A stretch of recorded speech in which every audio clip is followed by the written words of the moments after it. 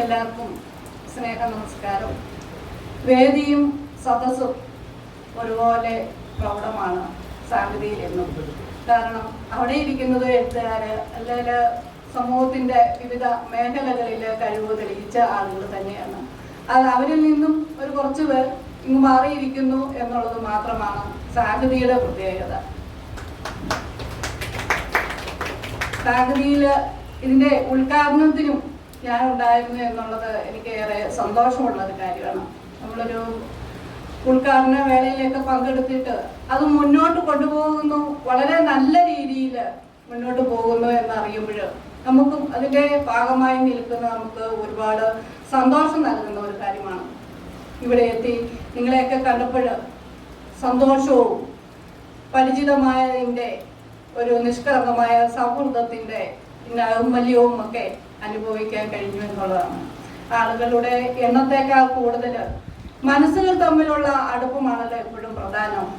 ഇവിടെയാണെങ്കിലും ഈ എല്ലാ ആഴ്ചയിലും ഇതുപോലെ പരിപാടികൾ സംഘടിപ്പിക്കുക എന്ന് പറയുന്നത് ഏതൊരു പ്രസ്ഥാനത്തിൻ്റെയും വിജയത്തിൻ്റെ പിന്നിൽ ഒരു കൂട്ടം സമർപ്പിതരായ ആത്മാർത്ഥമായ സൗഹൃദമുള്ള കുറെ ആളുകൾ ഒത്തുചേരുമ്പോഴാണ്. പുള്ളി എപ്പോഴും പറയാറുണ്ട്, അഭിമാനത്തോടെ പറയും, സാഹിതിയിൽ നിങ്ങളെല്ലാവരും ഒരുമയോടെ ഒന്നിച്ചു നിൽക്കുന്നത് കൊണ്ടാണ് ഇത് ഇത്ര വിജയകരമായി ഓരോ ആഴ്ചയിലും മുന്നോട്ട് പോകുന്നതെന്ന്. അതുകൊണ്ട് തന്നെ ഇതിൻ്റെ അപർണ, അനു ഉൾപ്പെടെയുള്ള എല്ലാ സംഘാടകർക്കും എൻ്റെ അഭിനന്ദനം അറിയിക്കുകയാണ്. പുനിയെ കുറിച്ച് ഞാൻ അധികം ഒന്നും പറയേണ്ട കാര്യമില്ല, കാരണം എല്ലാം നിങ്ങൾക്ക് അറിയാവുന്ന ഒരാളാണ്. പിന്നെ എന്നെ സംബന്ധിച്ചിടത്തോളം പറയുമ്പോൾ ഞാനത് ഒറ്റ വാക്കിൽ പറഞ്ഞു ചുരുക്കുകയാണ്. വിശ്വസ്തനായ സ്നേഹിതൻ, ബലവാനായ നമുക്ക് ബലമായ ഒരു സങ്കേതമാണ്. അവനെ കണ്ടെത്തുന്നവൻ ഒരു നിധി കണ്ടെത്തിയിരിക്കുന്നു എന്നാണ് വിശുദ്ധ ബൈബിളിൽ പറയുന്നത്. അങ്ങനെ നോക്കിയാൽ ഞാൻ കണ്ടെത്തിയ ഒരു നിധിയാണ് എൻ്റെ പ്രിയ സുഹൃത്തായ ഉണ്ണികൃഷ്ണൻ. പിന്നെ പേര് മാറ്റുക.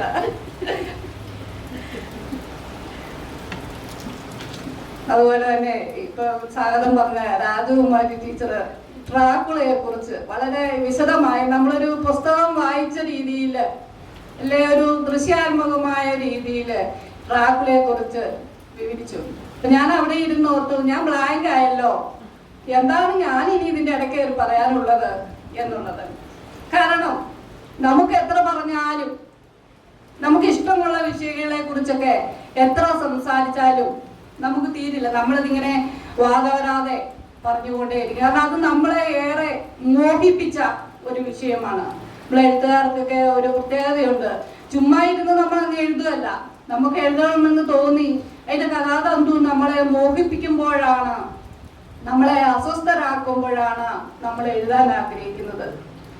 ടോണി മോറിസന്റെ ഒരു വിശ്വസാഹിത്യകാരി ടോണി മോറിസൺ പറഞ്ഞൊരു വാക്കുണ്ട്, നിങ്ങൾ വായിക്കാൻ ആഗ്രഹിക്കുന്ന ഒരു പുസ്തകം ഇതുവരെയും എഴുതപ്പെട്ടിട്ടില്ലെങ്കിൽ അത് എഴുതേണ്ടത് നിങ്ങളാണ്.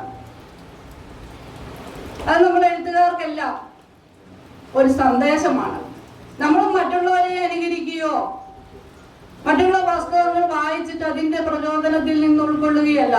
നമ്മൾ എന്താണ് ആഗ്രഹിക്കുന്നത്, നമ്മൾ ഇന്നത് വായിക്കാൻ ആഗ്രഹിക്കുന്നുണ്ട്, അല്ലെ നമ്മൾ ഇന്നതിനെ കുറിച്ച് അറിയാൻ ആഗ്രഹിക്കുന്നുണ്ട്, പക്ഷെ നമുക്കത് കിട്ടുന്നില്ല എങ്കിൽ അതിനെ നമ്മൾ തേടി പിടിക്കുകയാണ്, അതിനുവേണ്ടി നമ്മൾ ശ്രമിക്കുകയാണ്, ഗവേഷണം ചെയ്യുകയാണ്.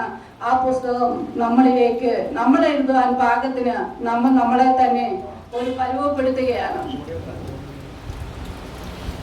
സാഹിതിയും അതുപോലെ തന്നെയാണ്.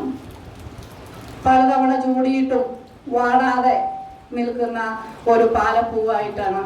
കാരണം ഞാൻ മുല്ലപ്പൂവായിട്ട്, മുല്ലപ്പൂവിനോട് എനിക്ക് അത്ര താല്പര്യമില്ല. കാരണം മറ്റൊന്നും കൊണ്ടല്ല, ഞങ്ങളുടെ പ്രത്യേകിച്ചും ക്രിസ്ത്യാനികളുടെയൊക്കെ മരണ വീടുകളിൽ ശവപ്പെട്ടി അലങ്കരിക്കുന്നത് മുല്ലപ്പൂവുണ്ട്. കല്യാണ വീടുകളിൽ മാത്രമല്ല, മരണ വീടുകളിലും മുല്ലപ്പൂവിന്റെ ഗന്ധം പെട്ടി ഇങ്ങനെ മുല്ലപ്പൂക്കൾ കൊണ്ട് അലങ്കരിച്ച് നിൽക്കും. എൻ്റെ വീട്ടിൽ ഒരു മരണം നടന്നപ്പോഴാണ് മുല്ലപ്പൂവിൻ്റെ മണം എനിക്ക് ഒരു മരണത്തിൻ്റെ മണമായി മാറി തുടങ്ങിയത്. അതുകൊണ്ട് തന്നെ ഞാനങ്ങനെ മുല്ലപ്പൂ ചൂടാറില്ല. വളരെ റയറായിട്ട് വരുന്ന സന്ദർഭങ്ങളിൽ അങ്ങാനും ഗതികെട്ട് ചൂടിയാലേ ഉള്ളൂ. പക്ഷെ ഞാൻ പാലപ്പൂ ചൂടാറുണ്ട്. കാരണം എൻ്റെ വീട്ടിലൊരു പാലയുണ്ട്. ആ പാല ഞാൻ പാലായിലാണ്, പക്ഷെ എൻ്റെ വീട്ടിലും ഒരു പാലയുണ്ട്. മുന്നേ പറയുന്നത് കേട്ടു, ദൈനംദിന പക്ഷികളെ കാണുന്നതുകൊണ്ട് മുന്നിൽ മറ്റൊരു രക്ഷയെ കാണാൻ കഴിയുന്നില്ല. സ്വാഭാവികം. കാരണം അതിൻ്റെ പിന്നെ ഇന്നത്തെ നമുക്കറിയാം, കാലാവസ്ഥ പോലും ചർച്ച ചെയ്യാൻ പാകത്തിന് പ്രകൃതി നമുക്ക് ഒരുങ്ങി തന്നിട്ടുണ്ട്. കാരണം അതാണ് ചിലർ സംഭവിക്കുമ്പോൾ, ചിലർ വരുമ്പോൾ ചിലയിടത്ത് ചില മാറ്റങ്ങൾ ഉണ്ടാവും. ഞാൻ വരുന്നതുകൊണ്ട് ഗുണമുണ്ടെന്ന് മനസ്സിലായില്ലേ?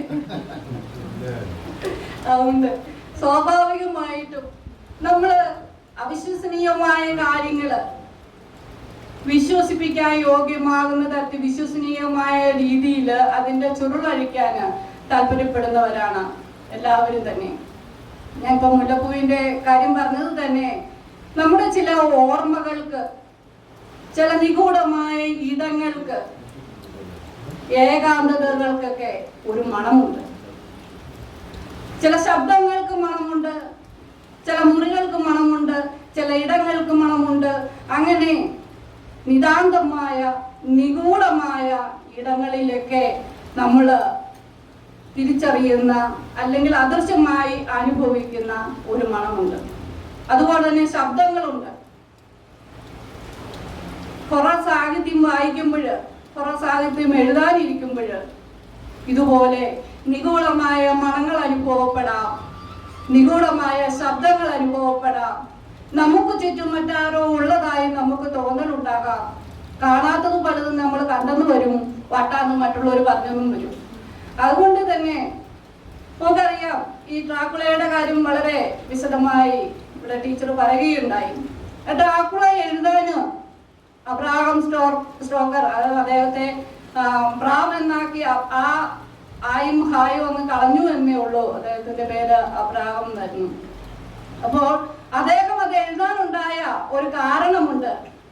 1897 ലണ്ടനില് എലിസബത്ത് രാജ്ഞിക്ക്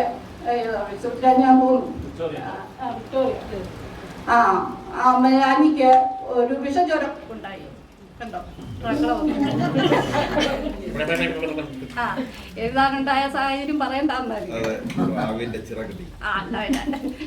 കടവാവിന്റെ പടക ശബ്ദം തങ്ങളെ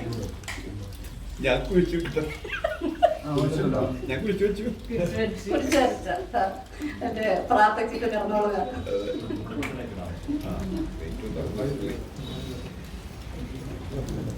അപ്പോഴ് ലണ്ടനില് വിക്ടോറിയ രാജ്ഞിക്ക് ഒരു വിഷജ്വരം ഉണ്ടായി. അതൊരു വശം. അവിടെ ക്ലാർക്ക് എന്ന് പറയുന്ന ഒരാള് ഒരു രക്തമിശ്രിതം ഉണ്ടാക്കി. അത് മറ്റുള്ളവർക്ക് കൊടുക്കുകയും ചെയ്തു, ഈ വിഷജ്വരത്തെ മാറാൻ വേണ്ടിയിട്ട്. പക്ഷെ അത് അന്നത്തെ മാധ്യമങ്ങളിലൊക്കെ, ടൈംസിലൊക്കെ വലിയ വാർത്തയായിട്ട് വന്നു. ആ വാർത്ത കണ്ട ബ്രാം സ്റ്റോക്കർ വിചാരിച്ചു ഇത് വെച്ചൊരു കഥ എഴുതാം എന്ന്. ആ ഒരു പത്രക്കുറിപ്പിൽ നിന്ന് അദ്ദേഹം പ്രചോദിതനായി എഴുതിയ കഥയാണ് ഡ്രാക്കുള.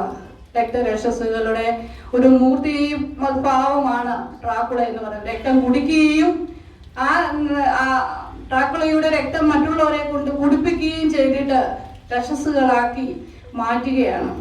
അപ്പൊ ഇത് അദ്ദേഹത്തിന്റെ മനസ്സിലേക്ക് ഇങ്ങനെ ഒരു ചിന്ത കടന്നു വരുമ്പോൾ 10 കൊല്ലം എടുത്തു ആ കഥ പൂർത്തിയാക്കാന്. ഈ ഡ്രാക്കുള പൂർത്തിയാക്കിയത് 10 കൊല്ലം കൊണ്ടാണ്.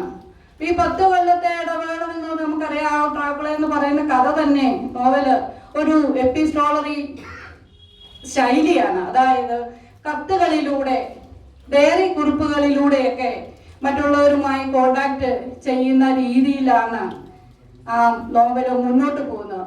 നമുക്കറിയാം, ഏതൊരു മനുഷ്യന്റെയും കലയെ പൂർണ്ണമാക്കുന്നത് അയാൾ സ്വീകരിക്കുന്ന ചിന്താ പദ്ധതിയും ആവിഷ്കാര ശൈലിയും ഒക്കെ കൂടുമ്പോഴാണ് അയാളുടെ കഥയെ, അയാളുടെ രചനകളെ വിപുലപ്പെടുത്തുന്നതും അതിന്റെ മൂല്യം നിർണ്ണയിക്കുകയും ഒക്കെ ചെയ്യുന്നത്. ഈ ഓരോ കഥകളും ദേഹം വിട്ട് മറ്റൊരു ദേഹത്തേക്ക് കൂടുമാറുന്ന രക്ഷസുകളും യക്ഷികളും ഒക്കെ. നിങ്ങൾക്ക് ഒരു കാര്യം ചോദിക്കട്ടെ, നിങ്ങൾക്ക് യക്ഷി, മോശം, ആത്മാവ്, പുനർജന്മം ഇത്തരം കാര്യങ്ങളിലൊക്കെ വിശ്വാസമുണ്ടോ? ഇല്ല. ഓക്കെ. മിനിങ്ങന്ന് ബലിയിട്ടവര് നിങ്ങളുടെ വീട്ടില് ഹസ്ബൻഡോ നിങ്ങളോ ഒക്കെ ആരെങ്കിലും ഒക്കെ ബലിയിട്ടവരുണ്ടോ? നിങ്ങളുടെ വീട്ടിൽ ആരുടെയും വീട്ടിൽ മറ്റുള്ള ആരുടെയും വീട്ടിൽ മിനിങ്ങാന്ന് കർക്കിടകവാവിന് ബലിയിട്ടിട്ടില്ല? ഇല്ല. എന്തുകൊണ്ടാ? വിശ്വാസം ഇല്ലാഞ്ഞിട്ടാണോ? അതോ നിങ്ങൾ ചെയ്യേണ്ട അവസരം വരാത്തത് കൊണ്ടാണോ? ചെയ്യേണ്ട അവസരം വരാത്തത് കൊണ്ടാ? ഇന്ന് പറ, എന്നാലും എനിക്ക് ഇതിന്റെ കണ്ടിന്യൂറ്റിയിലോട്ട് പോകാൻ പറ്റുള്ളൂ. ഇട്ടിട്ടില്ല, നിങ്ങളുടെ വീട്ടിൽ ആരും ഇട്ടുകയില്ല, നിങ്ങൾക്കിട്ട് ബന്ധുക്കൾ ആരും മരിച്ചവരും ഇല്ല എങ്കിൽ പിന്നെ ഞാൻ ആ പറയാൻ വന്ന വിഷയത്തെ വിടുകയാണ്. കാരണം മോശം ഇല്ല, ആത്മാവില്ല എന്നൊക്കെ നമ്മൾ പറയുമ്പോഴും നമ്മൾ ബലിയിടും. നിങ്ങളല്ലെങ്കിൽ മറ്റുള്ളവരിടും. എന്തുകൊണ്ടാണ് ബലിയിടുന്നത്? മോശം കിട്ടാനാണ്. അപ്പൊ ആത്മാവുണ്ടോ? ഉണ്ട്. അപ്പൊ കുറച്ചായിട്ട് നമ്മള് യക്ഷിയുണ്ട്, ആത്മാവുണ്ട് എന്നൊക്കെ പറയുന്നതില് ശാസ്ത്രം മാറ്റിവെച്ച് ആത്മീയമായ രീതിയിൽ ചിന്തിക്കുമ്പോൾ അതിലൊക്കെ ചില കാര്യങ്ങളുണ്ട്.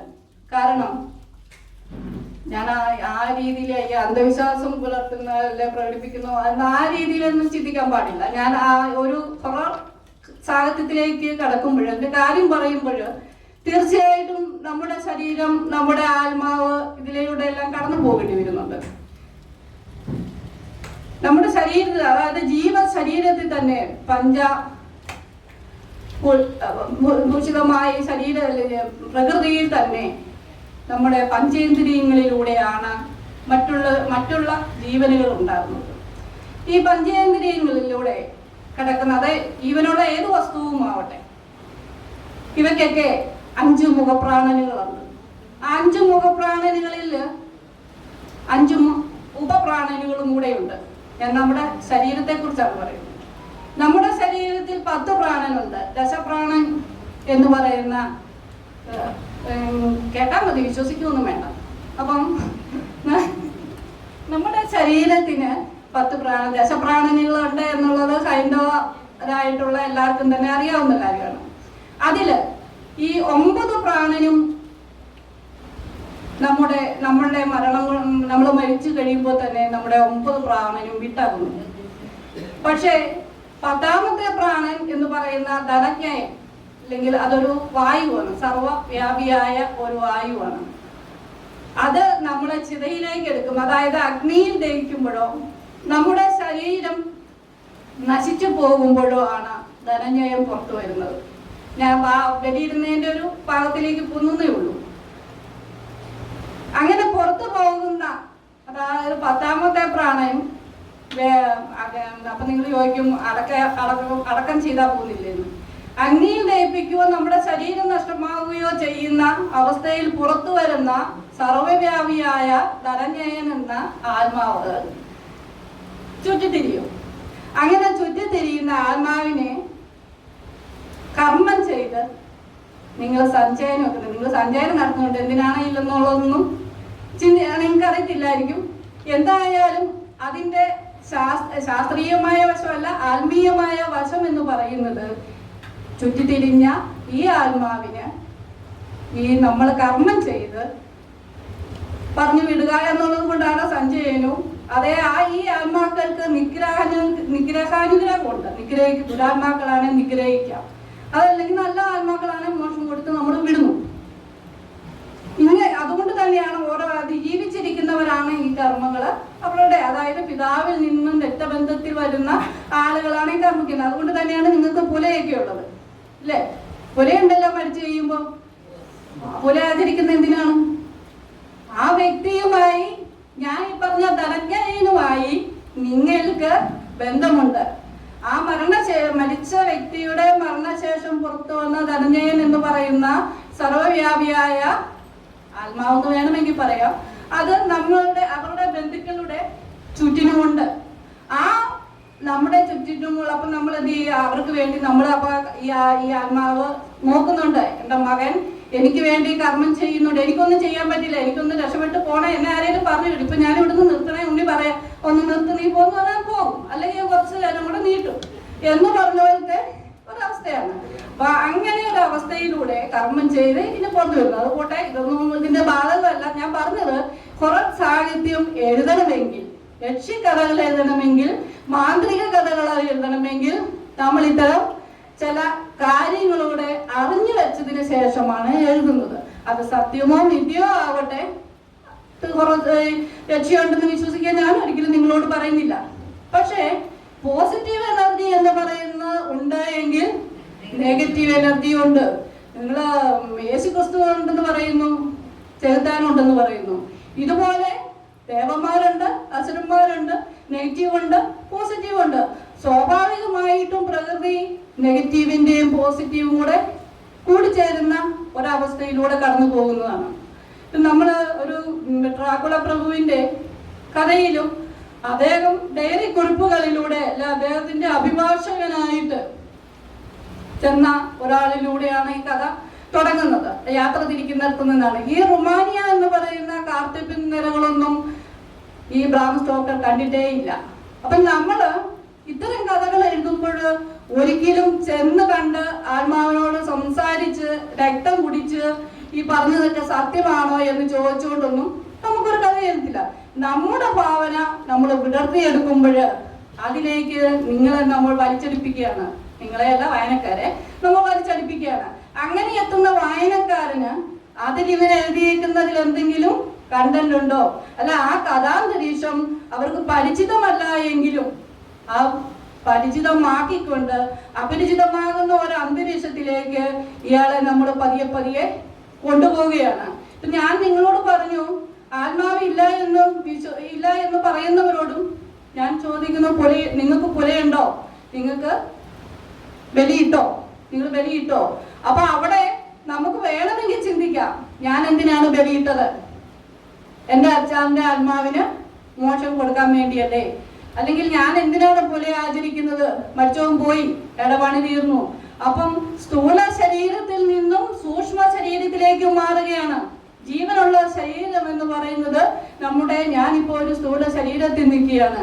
എനിക്ക് സൂക്ഷ്മ ശരീരത്തിലേക്ക് മാറണമെങ്കിൽ, എനിക്കൊരു പരകായ പ്രവേശം നടത്തണമെങ്കിൽ ഒരു ശരീരം ആവശ്യമുണ്ട്. അങ്ങനെ ഒരു ശരീരം എനിക്ക് എടുക്കാൻ പറ്റും. അതിനുള്ള മന്ത്ര തന്ത്രങ്ങളൊക്കെ ഉണ്ട് ജില്ലയില്.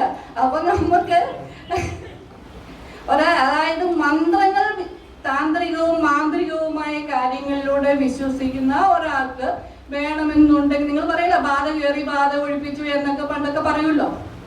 അപ്പൊ സ്വാഭാവികമായിട്ടും ഇത്തരം ഇപ്പോഴും നമ്മളിപ്പോ സയൻസ് എത്ര പുരോഗമിച്ചു എന്ന് പറഞ്ഞാലും സയൻസ് അതിന്റെ പൂർണ്ണമായ തോതിൽ പുരോഗമിച്ചിട്ടില്ല. അതുകൊണ്ടാണ് ആത്മീയപരമായ രീതിയിൽ ഇന്നും ഓരോ കാര്യങ്ങളിലേക്ക് നമ്മൾ തേടിപ്പോകുന്നു. നിങ്ങൾ ഏത് ആശുപത്രിയിൽ പോയാലും നിങ്ങൾ എന്ത് ചെയ്യും? കർത്താവെ രക്ഷിക്കണമെന്നും കൂടെ പറയും, ഇല്ലേ? അല്ലെങ്കിൽ അമ്പലത്തിൽ പോയി ഒന്ന് തൊഴും, എന്തെങ്കിലും. അതായത് നിങ്ങൾ കൊണ്ടുപോയിക്കൊണ്ടിരിക്കുന്നത് നിങ്ങളെ സയൻസും ആത്മീയതയും ഇതെല്ലാം കൂടെ കൂടിക്കലർന്ന ഒരു മിത്തോളജിയിലൂടെയാണ് നമ്മുടെ ജീവിതം പോകുന്നത്. എല്ലാവരും അങ്ങനെയൊക്കെ തന്നെയാണ്. അപ്പൊ ഞാൻ പറഞ്ഞു വന്നത്, നമ്മുടെ ഒരു കഥാന്തരീക്ഷം, ഒരു ഹൊറർ നോവലിന്, ഇപ്പം കാത്തിപ്പിൻ നിറ കണ്ടിട്ടില്ലാത്ത, റുമാനിയയിൽ പോയിട്ടില്ലാത്ത ബ്രാം സ്റ്റോക്കർ ഡ്രാക്കുള എഴുതി. അത് എത്രമാത്രമാണ് നമ്മള് ഈ 1897 എഴുതിയ ആ നോവല് ഈ 2025 സാഗരിയിൽ ഇന്നും ചർച്ച ചെയ്യപ്പെടുകയാണ്. അപ്പൊ ആ നോവല് എത്രമാത്രം ആൾക്കാരുടെ മനസ്സിലേക്ക് ചേക്കേറി എന്നുള്ളത്, നുണയാണോ സത്യമാണോ നമ്മൾ വിശ്വസിക്കുന്നുണ്ടോ ഇല്ലയോ എന്നുള്ളതൊക്കെ അത് വ്യക്തിപരമായ കാര്യമാണ്.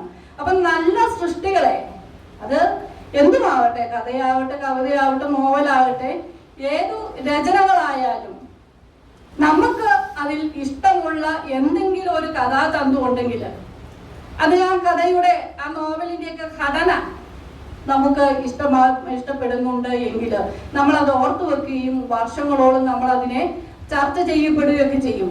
കാരണം ഭയം എന്ന് പറയുന്നത്, ഭയം നമ്മൾ ഭയം നമ്മുടെ ഉള്ളിലുള്ള ഒരു വികാരമാണ്. ഒരു ഭയമുള്ള ആളെ മാത്രമേ ആർക്കും കീഴ്പ്പെടുത്താൻ പറ്റുള്ളൂ. ഭയമില്ലാത്ത ഒരു മനുഷ്യനെയും ലോകത്തിൽ കീഴ്പ്പെടുത്താൻ കഴിയില്ല. എന്തിനെ കുറിച്ചെങ്കിലും വരാൻ പോകുന്ന, നമുക്ക് സംഭവിക്കാൻ പോകുന്ന, ഇല്ലെങ്കിൽ അതുകൊണ്ട് നമുക്ക് എന്തെങ്കിലും ആപത്ത് തോന്നുമെന്ന് നമ്മളെ ചിന്തിക്കുന്ന, അല്ലെ നമ്മുടെ ഉള്ളിലുള്ള എന്തെങ്കിലും കണ്ടിട്ടോ എന്തെങ്കിലും പറഞ്ഞിട്ടോ ഏതെങ്കിലും ഒരു തരത്തിൽ ഭയത്തിന്റെ ചെറിയ അംശമെങ്കിലും നമ്മളിൽ ഉണ്ടെങ്കിൽ നമ്മളെ കീഴ്പ്പെടുത്താൻ എളുപ്പമാണ്. അതുകൊണ്ടാണല്ലോ ബ്ലാക്ക് മെയിലിംഗ് ഒക്കെ ഉണ്ടാകുന്നത്. കാര്യം എന്തു തന്നെ ആയാലും ഞാൻ പറഞ്ഞത്, എല്ലാ മനുഷ്യരിലും ഭയം ഉണ്ട്. ഭയമില്ലാന്ന് ആര് തർക്കിച്ചാലും എല്ലാ മനുഷ്യരിലുമുള്ള ആ ഭയത്തെ വെച്ചാണ്, ആ ഭയത്തെ മുൻനിർത്തിയാണ് ഏതൊരു ബലവാനെയും നമുക്ക് തോൽപ്പിക്കാൻ കഴിയുക എന്ന് പറയുന്നത്. അപ്പൊ ഭയം ഉള്ളിലുള്ളപ്പോൾ ആ ഭയം വരുന്നത് വരെ ആ ഭയത്തിന്റെ കാരണം നമ്മളിലേക്ക് എത്തിച്ചേരുന്നത് വരെ ഭയക്കാവുള്ളൂ. വന്നു കഴിഞ്ഞാൽ എന്താണ്, പോയി ആത്മഹത്യ ചെയ്യുകയല്ല ചെയ്യുന്നത്, അതിനെ നേരിടുകയാണ് ചെയ്യുന്നത്. ഈ കഴിഞ്ഞ ദിവസം എല്ലാം പത്രങ്ങളിലും ഫേസ്ബുക്കിലെല്ലാം നോക്കുമ്പോൾ തൃശ്ശൂരൊക്കെ നിങ്ങളൊക്കെ അറിയുന്ന പരിചിതരായ അറിയപ്പെടുന്ന എഴുത്തുകാര്, പാട്ടുകാരൊക്കെ ആത്മഹത്യ ചെയ്തിരിക്കുന്നത് കണ്ടു. നമ്മൾ ഒരിക്കലും പ്രതീക്ഷിക്കില്ല അതൊക്കെ ചെയ്യുമെന്നുള്ള കാര്യം. പക്ഷേ ഞാൻ പറഞ്ഞു, എന്തിന്റെ പേരിലാണ് സ്വയം നമ്മളെ ഉത്തേജിപ്പിക്കേണ്ടത് നമ്മളാണ്, നമ്മളെ അതിജീവിപ്പിക്കേണ്ടത് നമ്മളാണ്. അല്ലാതെ നമ്മളെ ആരും കയറ്റിക്കൊണ്ട് പോകുന്ന ഓർത്തോണ്ട് ആരും ഇരിക്കരുത്. സ്വയം നമ്മൾ ഉയർത്തെഴുന്നേൽക്കാൻ തയ്യാറാകണം. അങ്ങനെ നമ്മളെ ഉയർത്തെഴുന്നേൽക്കുന്ന, നമ്മളെ തോൽപ്പിക്കുവാന് വേറെ ആരും ഉണ്ടാവില്ല. നല്ല സെൽഫ് റെസ്പെക്ട് ഉള്ളവർക്ക് മാത്രമേ ഉയർത്തെണീക്കാൻ കഴിയുള്ളൂ. ഞാൻ പറഞ്ഞു വന്നത്, ഭയം എന്ന് പറയുന്ന വികാരത്തെ ആർക്കും കീഴ്പ്പെടുത്താൻ പറ്റും. അപ്പൊ അങ്ങനെ വരുന്ന ആ ഭയത്തിനുള്ള കാരണത്തെ അത് എത്തിച്ചേരുന്നത് വരെ നിങ്ങൾ ഭയക്കാവുള്ളൂ. വന്നെത്തിക്കഴിഞ്ഞാൽ അതെന്തും ആയിക്കോട്ടെ, അതിനെ നേരിടുക എന്നുള്ളതാണ് ഏറ്റവും പ്രധാനപ്പെട്ട കാര്യം. നമ്മളെ സംബന്ധിച്ചിടത്തോളം നമ്മളെന്ന് ഞാൻ പറഞ്ഞില്ല, എന്നെ സംബന്ധിച്ചിടത്തോളം ഒരു ഹൊറർ എഴുതുമ്പോൾ ഒരു വീട്ടമ്മ കൂടിയായ, ഒരമ്മ കൂടിയ, 3 മക്കളുടെ അമ്മ കൂടിയായ ഞാന് ഈ രാത്രി കാലങ്ങളിൽ ഈ യക്ഷിക്കഥയും മന്ത്രവും ഒക്കെ ആയിട്ട് ഇരിക്കുമ്പോൾ, പകല് നമ്മൾ യാത്രയൊക്കെ നമുക്ക് എടുത്ത് നടക്കില്ല. പക്ഷെ ഞാൻ രാത്രിയിൽ എൻ്റെ കെട്ടുവനും കൂടെ ഉറങ്ങിക്കഴിഞ്ഞിട്ടാണ് ഞാൻ എഴുതാനിരിക്കുന്നത്. അങ്ങനെ നമ്മൾ എഴുതാനിരുന്ന് കഴിഞ്ഞ് കഴിയുമ്പോൾ നല്ല ഇങ്ങനെ യക്ഷി വരും. നമ്മൾ എഴുതി ഇങ്ങ് വന്നു കഴിയുമ്പോൾ ചിലപ്പോൾ യക്ഷി വന്നു, മുറ്റത്ത് നിൽക്കുന്നു, അല്ലെ പിടിക്കാൻ വരുന്നു, അല്ലെ കൊല്ലാൻ വരുന്നു എന്നുള്ള ആ ഒരു തീമുകളിലൂടെ നമ്മൾ കടന്നു പോകുമ്പോൾ നമുക്ക് പരിചിതമില്ലാത്ത ഒരു അന്തരീക്ഷത്തിലൂടെയാണ് നമ്മൾ പോകുന്നത്. അപ്പൊ എന്താണ്, നമ്മുടെ മനസ്സിനെ ഈ പറഞ്ഞ ഭയത്തെ നമ്മൾ മാറ്റി നിർത്തുകയാണ്. ഭയം മാറ്റി വെച്ചിട്ട് നമ്മളിപ്പം യക്ഷിയെ കണ്ടിട്ടുണ്ടോ എന്ന് എന്നോട് ചോദിച്ചു. പക്ഷെ യക്ഷിയെ നമ്മൾ നേരിൽ കാണുകയല്ല. യക്ഷി വന്നാൽ, നമ്മുടെ മുന്നിൽ വന്നാൽ എങ്ങനെ ഇരിക്കും, നമ്മളോട് ദേഷ്യം തോന്നിയാൽ എങ്ങനെ ഇരിക്കും, നമുക്കൊരാളോട് കലിപ്പ് തോന്നിയാൽ എന്തിരിക്കും, നമ്മുടെ വികാരങ്ങളെയും കൂടെ കൂട്ടി അങ്ങോട്ട് തട്ടുക എന്നുള്ളതാണ്. ഇപ്പൊ നമ്മളെ സംബന്ധിച്ചിടത്തോളം ഒരാളെ ഇപ്പം ഉണ്ണിയോട് എനിക്ക് രണ്ടടി വെച്ച് കൊടുക്കണമെന്ന് വെച്ചാൽ നേരിട്ട് പറ്റത്തില്ല. ഞാനൊരു രക്ഷയെ ഇറക്കിയിട്ട് ഇങ്ങനെ രക്ഷയാ പറയുന്നത്, ഞാനല്ലല്ലോ എന്ന് പറയുന്ന രീതിയിലേക്ക്. അതായത് എഴുത്തുകാർക്കൊരു ഗുണമുണ്ട്, നമുക്ക് പറയാനുള്ള എന്ത് കാര്യവും പരോക്ഷമായി നമ്മുടെ എഴുത്തുകളിലൂടെ പറയാൻ പറ്റും. കവിത എഴുതുക, ഏതെങ്കിലും ഒരു വിഷയം ഉണ്ടായി നമുക്ക് പ്രതികരിക്കണം. നമ്മൾ കവിത എഴുതിയത് ആരെങ്കിലും വല്ലതും ചെയ്യാറുണ്ടോ? പക്ഷേ വായിച്ചവന് കൃത്യമായിട്ട് മനസ്സിലാകും പിന്നെ തന്നെയാണ്. അപ്പൊ ഞാൻ പറഞ്ഞു വന്നത്, നമ്മള് അവനെ പിണക്കിയോ? ഇല്ല. കാര്യം പറഞ്ഞു സാഹിത്യപരമായ രീതിയിൽ നല്ല പച്ച തെറി പറയാം. എങ്ങനെ സാഹിത്യപരമായിട്ട്. അപ്പം ഏത് വാക്കിനും ജ്ഞാനാർത്ഥമുണ്ട്, ദ്വയാർത്ഥമുണ്ട്, പര്യായ പദങ്ങളുമുണ്ട്. അപ്പൊ നമ്മളെ സംബന്ധിച്ചിടത്തോളം ഈ ഞാൻ ഇപ്പൊ പറഞ്ഞു വന്നത്, ഹൊറർ എഴുതുമ്പോൾ രാത്രി കാലങ്ങളിൽ നമ്മളിങ്ങനെ ഇരുന്ന് എഴുതിക്കൊണ്ടിരിക്കുമ്പോൾ നമ്മുടെ ചുറ്റിനും ആരോ നടക്കുന്ന പോലെയൊക്കെ, അതായത് നമ്മൾ പോവുക ആ കഥയുടെ കഥാ പശ്ചാത്തലത്തിലൂടെ കഥാകൃത്ത് യാത്ര ചെയ്യുകയാണ്. അയാൾ അങ്ങനെ ഒരു പ്രമാണകമായ ഒരു അന്തരീക്ഷത്തില് ചെന്ന് നിൽക്കുകയാണ്. ഇപ്പൊ ഡ്രാക്കുള കോട്ടയിൽ ചെന്ന് നിൽക്കുകയാണ്. ഡ്രാക്കുള കോട്ടയിൽ ചെന്ന് നിന്ന് കഴിഞ്ഞാൽ എന്താണ്, നമ്മൾ എന്താണ് അനുഭവിക്കാൻ പോകുന്നത് എന്നുള്ള ഒരു, ചിലപ്പോൾ നമുക്ക് ഒന്നും അറിയാത്ത പ്രമാണകമായ ഒരു അന്തരീക്ഷത്തിൽ ചെന്ന് നമ്മളിങ്ങനെ നിൽക്കുകയായിരിക്കും. അപ്പോഴായിരിക്കും ഒരാളിങ്ങനെ വരുന്നത്, വരൂ കയറിയിരിക്കൂ എന്നൊക്കെ പറഞ്ഞ് നമ്മൾ പന്തം കണ്ട് വെച്ചഴിയ പോലെ കയറിയിരിക്കുന്നു. പിന്നീട് അവിടെ നടക്കുന്ന, അല്ലെ നമ്മൾ നമ്മൾ കാണുന്നത് എന്താണോ, അല്ലെ നമ്മുടെ മനസ്സിലെ ആ ചിന്താ പദ്ധതി നമ്മുടെ ചിന്തയിൽ തെളിയുന്നതല്ലേ നമുക്ക് എഴുതാൻ പറ്റുള്ളൂ. അപ്പോൾ നമ്മുടെ ചിന്ത ആ ട്രാക്കുള കോട്ടയിലൂടെയോ അല്ലെങ്കിൽ നമ്മൾ എഴുതുന്ന കഥാപരിസരത്തിലൂടെയോ യാത്ര ചെയ്യുമ്പോൾ നമ്മൾ കാണുന്ന കാര്യങ്ങളാണ്, അല്ലെങ്കിൽ നമുക്ക് തോന്നുന്ന ദേഷ്യം തോന്നുന്ന സങ്കടം തോന്നുന്ന കാര്യങ്ങളാണ്. കാരണം ഈ ഹൊറർ യക്ഷി കഥകളിലൊക്കെ ഈ പക മാത്രമല്ല പ്രണയവും ഉണ്ട്. അപ്പൊ ഒരേ സമയം തന്നെ പകയുടെ കനപ്പുകളുണ്ട്, പ്രണയത്തിന്റെ ശീതളമായ അനുഭവമുണ്ട്, സാഹോദര്യത്തിന്റെ ഇതുണ്ട്, സൗഹൃദത്തിന്റെ നൈർമല്യമുണ്ട്, ദയനീയതയുണ്ട്, സഹതാപമുണ്ട്. ഇതെല്ലാം എല്ലാ വികാരങ്ങളെയും കൂടെ ഇങ്ങനെ അടക്കി പിടിച്ച് വേണം നമ്മൾ ഇതിനെ എഴുതാൻ. അതായത് നമ്മുടെ മനസ്സിനെ നിയന്ത്രിക്കാൻ കഴിയുക എന്നുള്ളതാണ്. നമ്മുടെ ഈ ശരീരത്തെ തന്നെ മൂന്ന് ലോകങ്ങൾ ഉണ്ടെന്നാണ് പറയുന്നത്. അതായത് നമ്മുടെ കഴുത്തിന് മേലിലോട്ടൊരു ഭാഗം, മധ്യഭാഗത്തൊരു ഭാഗം, കാലിൽ. അപ്പൊ ഈ നമ്മുടെ ശരീരത്തെ എല്ലാ വികാരങ്ങളിൽ നിന്നും നിയന്ത്രിക്കാൻ കഴിയണം. അതായത് ദേഷ്യമാവട്ടെ, പ്രണയമാകട്ടെ, എല്ലാ വികാരത്തെ നമ്മുടെ മനസ്സിനെ നിയന്ത്രിച്ചുകൊണ്ട് നമുക്ക് പരകായ പ്രവേശം നടത്താൻ കഴിയും. ഒറ്റടിക്ക് കഴിയല്ല. അപ്പൊ ഞാൻ പറഞ്ഞു വന്നത്, അങ്ങനെ ഈ പരകായ പ്രവേശം എന്ന നോവൽ തന്നെ മറ്റൊരാളുടെ കായം എന്ന് പറഞ്ഞു കഴിഞ്ഞാൽ ശരീരം എന്നാണ്. മറ്റൊരാളുടെ ശരീരത്തിലേക്ക് അതിനൊരു കാരണം ഉണ്ടാകും. ആ ഒരു കാണല് മറ്റൊരാളുടെ ശരീരത്തിലേക്ക് കയറി നമുക്ക് ചെയ്യാൻ പറ്റുന്ന ഒരു കാര്യം ചെയ്യാൻ കഴിയുക എന്ന് പറയുന്നത്. അപ്പൊ ഞാൻ പറഞ്ഞത് മനോനിയന്ത്രണം, മനസ്സിന്റെ നിയന്ത്രണം ഉണ്ടെങ്കിൽ നമുക്ക് പല കാര്യങ്ങളും ചെയ്യാൻ പറ്റും. ഇപ്പം ഓരോ സാഹചര്യങ്ങളിലൂടെ ഞാനാണെങ്കിലും കടന്നു പോകുമ്പോൾ നമ്മളെ എഴുത്തിന്റെ മൂത്തിന്റെ അവസ്ഥയിൽ നിൽക്കുമ്പോൾ, അല്ലെ പിറ്റേ ദിവസം പകലിരിച്ച നേരം എഴുതാനായിട്ട് ചിലപ്പോൾ നമ്മൾ ഇരിക്കുമ്പോഴായിരിക്കും എൻ്റെ കൊച്ചു വന്നേച്ചു മമ്മി ഒരു ഗ്ലാസ് കാപ്പി. അപ്പൊ നമ്മൾ ഇവിടെ ചോര കുടിച്ചെന്ന് എഴുതിയായിരിക്കും. അപ്പോഴായിരിക്കും കൊച്ചു വന്നേച്ചിട്ട് മമ്മി കാപ്പി എടുത്തില്ല. പതിവില്ലാതെ കൊച്ചു കാപ്പി ചോദിക്കാറില്ലാത്ത കൊച്ചായിരിക്കും. അപ്പൊ നമ്മൾ, അതായത് നമ്മുടെ വികാരങ്ങൾ നമ്മുടെ വീട്ടിലുള്ളവർക്ക് അറിയണമെന്നില്ല, നമ്മുടെ വികാരം കാണിച്ച വിവരം അറിയും. അതുകൊണ്ട് നമ്മുടെ എഴുത്തും നമ്മുടെ കുടുംബത്തിന്റെ സാഹചര്യങ്ങളും നമ്മൾ രണ്ട് തരത്തിൽ തന്നെ കൊണ്ടുപോകാൻ നമുക്ക് കഴിയണം. കാരണം കുട്ടികളുടെ കാര്യങ്ങൾ നമ്മൾ നോക്കേണ്ട കാര്യങ്ങൾ നമ്മൾ നോക്കുക, അതോടൊപ്പം തന്നെ നമ്മുടെ വികാരങ്ങളെ അവരിലേക്ക് പകർത്താതിരിക്കുക എന്നുള്ളതാണ്. അങ്ങനെ പകർത്താതിരുന്നാൽ കുടുംബജീവിതം സന്തോഷപൂർണമായിട്ട് പോവുകയും ചെയ്യും. അല്ലാതെ അവൾ യക്ഷിക്കഥ എഴുതുന്നതുകൊണ്ട് അവൾക്ക് യക്ഷിയുടെ സ്വഭാവമാണ് എന്ന് പറഞ്ഞാലും അതിലെല്ലാം ഒരു പരിധിയുണ്ട്. കാരണം നമ്മൾ എത്രയൊക്കെ പുരോഗമിച്ചു എന്ന് പറഞ്ഞാലും, സ്ത്രീ സ്വാതന്ത്ര്യം എത്രയൊക്കെ അങ്ങ് എത്തി എന്ന് പറഞ്ഞാലും പുരുഷാധിപത്യത്തിനൊന്നും ഒരു കുറവുമില്ല. പിന്നെ ചില പുരുഷന്മാർ, കഴിഞ്ഞ ദിവസം എൻ്റെ ഹസ്ബൻഡ് എന്നോട് അങ്ങനെ ഭയങ്കര സ്നേഹത്തിൽ വർദ്ധാനൊക്കെ പറഞ്ഞോണ്ടിരുന്നിട്ട് പറഞ്ഞു, അടുത്ത് ചേരുമ്പോ നീ തന്നെ മതി എന്റെ ഭാര്യയായിട്ടെന്ന്. എനിക്ക് ഒട്ടും ഇഷ്ടപ്പെട്ടില്ല. ഞാൻ ഇച്ചിരി കാപ്പിയൊക്കെ കിട്ടും, എനിക്ക് ഇച്ചിരി കാര്യം കാണാനുണ്ടായിരുന്നു. അപ്പൊ ഞാൻ ഇച്ചിരി സ്നേഹത്തിലൊക്കെ ചെന്ന് ഇങ്ങനെ വർത്താനം പറഞ്ഞിട്ട് പറഞ്ഞു, എന്തായാലും അടുത്ത ജന്മത്തിൽ നീ തന്നെ മതി എന്റെ ഭാര്യ എന്ന് പറഞ്ഞു.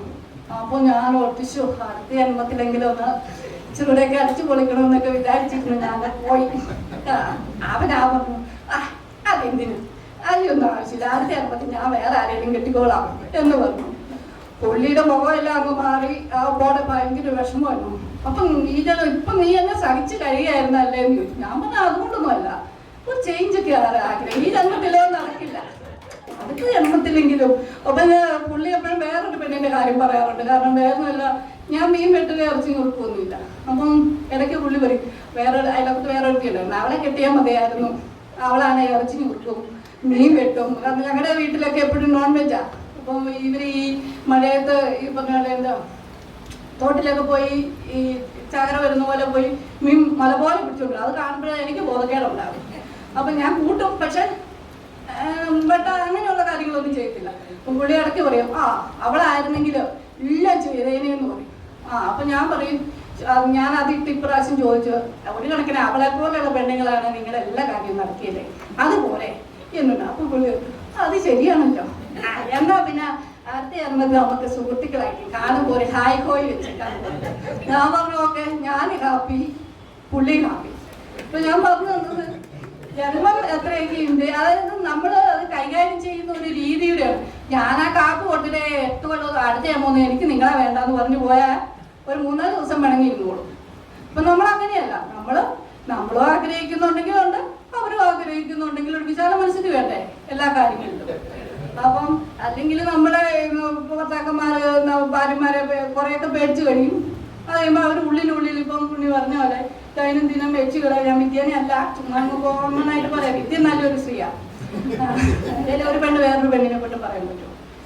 അപ്പം ദൈനംദിനം യക്ഷികളുടെ നടുവിലൂടെ കടന്നു പോകുമ്പോഴേക്കും ശരിക്കും നിങ്ങൾക്കൊക്കെ ഒരു നല്ല യക്ഷിയെ തന്നെ ഭാര്യയായി കിട്ടണമെന്ന് ഞാൻ ആഗ്രഹിക്കുന്നുണ്ട്. കാരണം അത് ശരി. അപ്പൊ പിന്നെ ഇനി എനിക്കൊന്നും പറയാനില്ല. അപ്പൊ ഈ ഡ്രാക്കുളയുടെ കഥ കാലാതീതമായി നിലനിൽക്കാനും കാരണം എന്ന് പറയുന്നത് ഡ്രാക്കുളയിൽ അദ്ദേഹം അവലംബിച്ച രീതിയാണ്. പിന്നെ അത് നമുക്ക് ഒരു ശാരീരികമായ ഒരു ഭയമല്ല ഡ്രാക്കുള തരുന്നത്, മാനസികമാണ്. മാനസികമായി ഒരു ഭയം നമ്മളെ അടിച്ചേൽപ്പിക്കുന്നത് കൊണ്ട് ആ കഥ ഒരിക്കലും കാലകരണപ്പെട്ടു പോകുന്നില്ല. ശാരീരികമായ അവസ്ഥയിലൂടെയാണ് നമ്മളിൽ ഒരു ഭയം കടന്നു പോകുന്നതെങ്കിൽ അത് ഒരു കുറച്ചു നാൾ കഴിയുമ്പോൾ അതങ്ങ് മാറിപ്പോകും.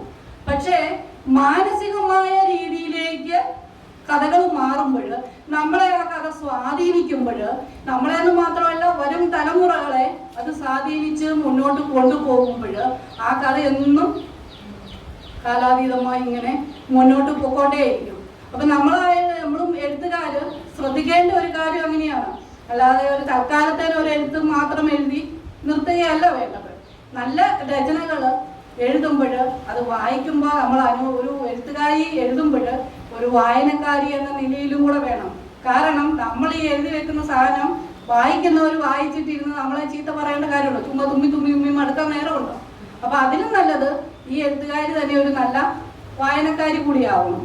അങ്ങനെ വായനയും എഴുത്തും ഒക്കെ ഉണ്ടാവണമെങ്കിൽ എന്ത് ചെയ്യണം?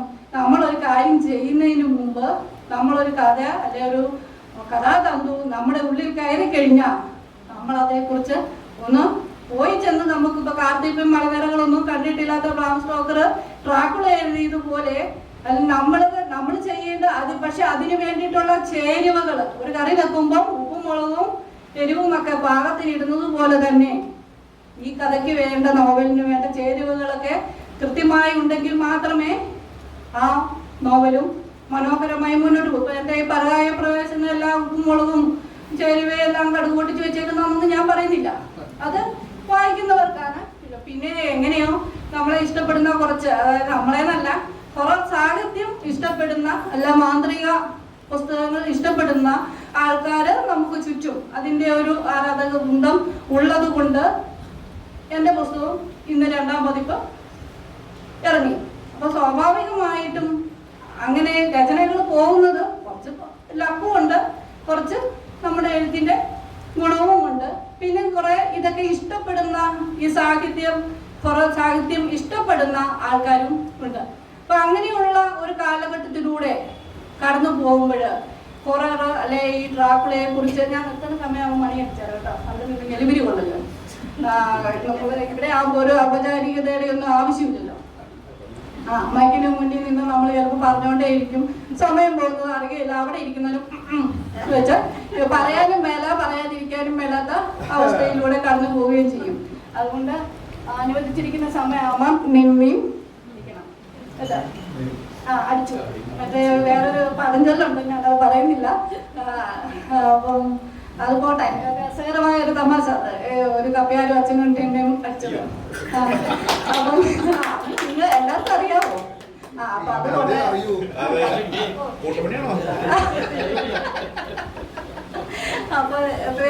അപ്പൊ ഇവിടെ ഈ വിഷയത്തില് പ്രഭാഷണം ഞാനിപ്പോ അത് ഉദ്ഘാടനം ചെയ്ത് ജനറലി ഒന്ന് പറഞ്ഞു പോയി എന്ന് മാത്രമേ ഉള്ളൂ.